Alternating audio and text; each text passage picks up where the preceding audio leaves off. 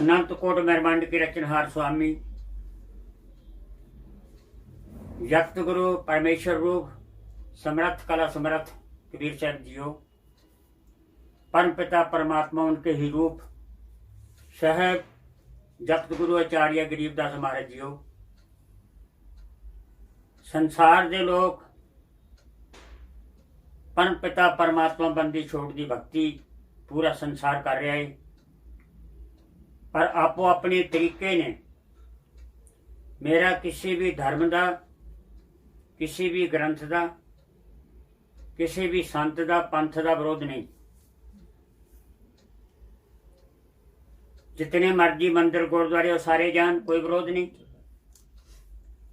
मंदिर मस्जिद मसीतां गुरुद्वारे गिरजाघर आश्रम जितने मर्जी खुल जान, इसका कोई इतराज नहीं।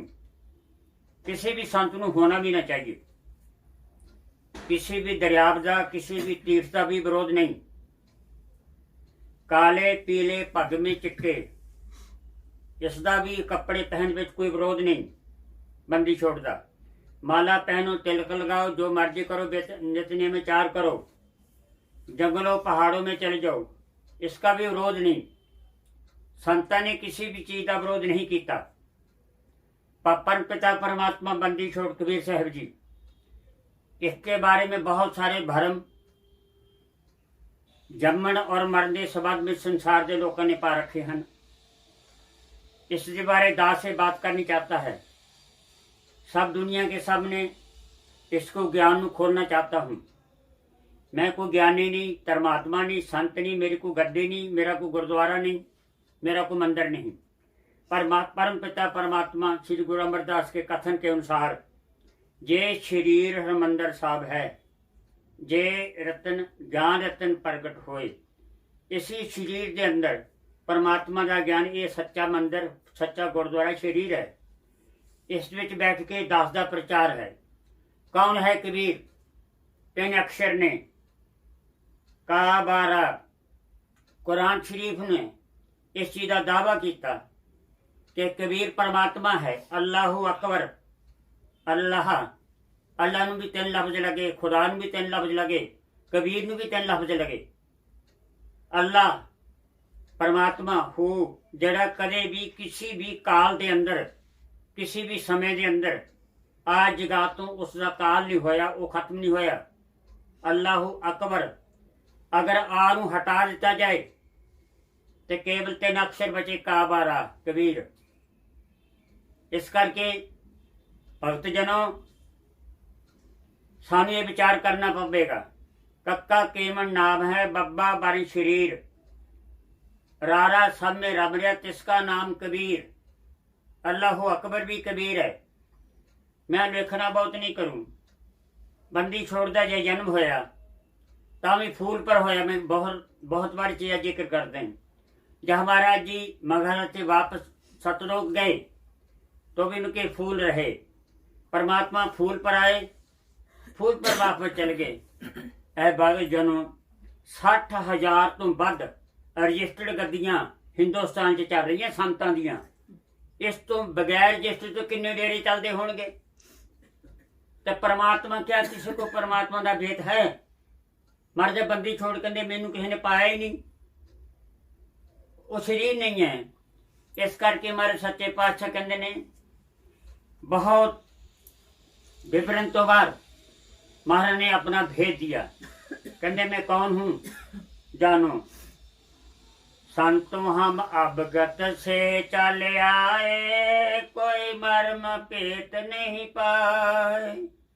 ऐ संतो अवगत जिस देश का कभी नाश नहीं होया, ना किसी ने बनाया ना किसी ने ढाया, उस देश तो चल के मैं संसार के भले वास्ते आया। संतो हम अवगत से चले आए, कोई मर्म पेत नहीं पाए। ऐ संतो मेरा किसी ने भेद, मेरा किसी ने भरम नहीं पाया, मर्म नहीं पाया, क्योंकि मैं शरीर नहीं हूं। ना हम रह लो गर्भवास में, हम ना हम रह लो गर्भवास में, बाल को होए दखलाए कोई मरम पेत नहीं पाए। बंदी छोड़ महाराज जी कहते ने कि मैं माता के गर्भ विच नहीं आया, मेरा कोई माता, मेरा कोई पिता, मेरा कोई भरा नहीं है, मैं आपगत सो चल के आया। इस करके महाराज जी बंदी छोड़ अपनी बाणी विच बहुत सुंदर निर्णय करते ने। साहब सबका बाप है, बेटा किसी का नाही, जो बेटा होके आवे वह साहब नाही। तेते संता कूप है, तेते सरहता नीर, दादू अगमथा है, दरिया सत्या कबीर। दादू जी नू 5 साल की आयु में कबीर साहब सतलोक तो आके मिले, नाम दिया, वापस चल गए। 7 साल की आयु के अंदर स्वामी घीसादास जी महाराज जी नू सतलोक तो आए, नाम दे के वापस चल गए।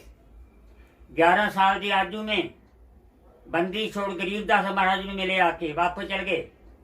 26 साल की उम्र च बाबा नानक नू मिले, बेई नदी के किनारे जिंदा बाबा के रूप में, नाम दे के वापस चल गए। ऐ संसार के लोगों भरम निकालो, उसका शरीर नहीं है। भगत जन सोचते हैं कि करीब जुलाहा है, संतों की कोई जात नहीं होती। महाराज दादू जी कहते ने अथाह दरिया है, अगम दरिया है सत्या कबीर। बाजा बाजे रहत का पड़ा नगर में शोर, सतगुरु खसम कबीर है, नजर न आवे और। धर्मदास जी नू महाराज जी मिले, सारा कबीर सागर उन्होंने परछाई फरमाया। वो भी ये बात कह रहे ने, हाथ पढ़ रहे ने, गवाही दे रहे ने कि परम पिता परमात्मा बंदी छोड़ कबीर साहब इंसान नहीं है। वो बालक के रूप में आए, फूलते वापस चल गए और फूलते आए। इस करके हमारे सच्चे पातशाह फरमा रहे ने, नाभा दास जी ने अपनी बाणी के अंदर बहुत सुंदर शब्द के अंदर महाराज की वड़ियाई की है। क्या लिखते हैं नाभा दास जी? बाणी अरब व खरब लो। कहते मैं बाणी बहुत पढ़ी, बाणी बहुत लिखी। नाभा दास जी फरमा रहे हैं, बाणी अरब व खरब लो, ग्रंथ कोट हजार, करता पुरुष कबीर है, नाभा किया विचार। नाभा दास कहते मैंने विचार किया। खोल दो, कोई बात नहीं, दरवाजा खोल दो। तो महाराज जी कहते ने कि भाई करता पुरुष कबीर है, दूजा और कोई नहीं है। इस करके हमारा बंदी छोड़ने बार बार इसका जिक्र किया, कबीर करता आप है। एक जगह फिर महाराज जी दादू जी लिखते हैं, कबीर करता आप है, दूजा ना ही कोई। दादू पूर्ण जगत को पाती दड़ावन सोए। दादू नाम कबीर का, जेल लवे कोई ओट, उसको कभी न लागसी काल बजर की चोट। काल उन्हें छेड़ेगा नहीं, काल पकड़ नहीं सकता कबीर साहब के भगत को, जिसने कबीर साहब ने अपना सतनाम जे अंदर रख दिता। वो महाराज जी कहते नहीं कि उसका भला ही भला वो सतलोक जाएगा।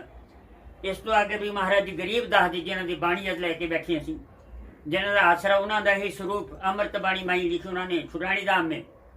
उन्होंने भी आखिर आके महाराज कबीर साहब की सिफत की, जैसे बादल गगन में।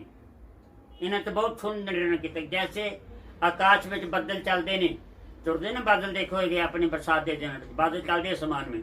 महाराज जी कहते हैं जैसे बादल गगन में चलते हैं बेपाव, बगैर पाम तो चलते हो, पैर नहीं होते उनके, पाँव नहीं होते, बादल चलते हैं। जैसे बादल गगन में चलते हैं बेपाव, ऐसे पुरुष कबीर में छुन में रहे स्वभाव। छूने तो आके छूने से समा जाते हैं, वो चलते हैं दुनिया अंदर। फिर कहते नहीं गगन मंडल से उतरे, गगन मंडल से उतरे। कहते मैनू किस तरह मिले? छुड़ानी धाम में। कहते कि गगन मंडल उतरे, सब लोगों ने देखा, गगन मंडल से उतरे सहब पुरुष कबीर, चोला तरा खबास का तोड़े जमजन जी। मेरे सारे बंधन तोड़ के मेरे को नाम दे के फिर सतलोक नू चले गए। आप जी का शरीर बंदी छोड़ने साथ ले गए, आत्मा कुछ ही छोड़ गए। सतलोक जाके दिखाया सारा, जे सतलोक है। लोग बात करते हैं, मैं आगे की बात करूं महाराज की, लोग सचखंड की बात करते हैं, अमरलोक की बात करते हैं, अगम देश की बात करते हैं, अलखलोक की बात करते हैं। महाराज बंदी छोड़ परपटन वह लोक है जहां अदली सतगुर सार। परपटन इन सारे देशों ने पार की गल करे महाराज जी। महाराज ना सचखंड की गल कर रहे ना मरलोक की गल करे महाराज जी। महाराज जी कहने सारे देशों तो परपटन वह लोक है, वो लोग परपटन है, वो टेंदा नहीं है जिथों मैं आया। इस करके भाइयों कबीर साहब के संबंध में पूरा विवरण ज्ञान प्राप्त करो। जब 5 साल के जब बच्चा होया तो नीरू जी लेके मुसलमान था, जबरदस्ती बनाया तो मस्जिद में मस्जिद में लेकर गए, काजी को बोला महाराज इस बच्चे का नामकरण कर दो। उन्होंने कुरान खोला, सब संसार गवाह इस बात का, महाराज का इतिहास गवाह, पूरा कुरान कबीर कबीर कबीर घोरा अक्षर शर मिट गए। इस तो बड़ा क्या सबूत दिता जाए कि बंदी छोड़ परमात्मा है। ऐ संसार के लोगों जागो, ओदे नां ते असीं रोटी खा रहे। मैंने पूरे हिंदुस्तान में बहुत सारे कबीर पंथ के मंदिर घूमे, बहुत सारे नाभा दास के घूमे, बहुत सारे दादू जी के घूमे और माता दे भी घूमे। सभी को एक ही सवाल किया कि जड़ा मरदा रब हुंदा। सारे संत कह रहे भी साढ़े पास है, बहुत बढ़िया बात है। फिर दुनिया दुखी क्यों है जे साढ़े को रब आ, सारा संसार दुखी।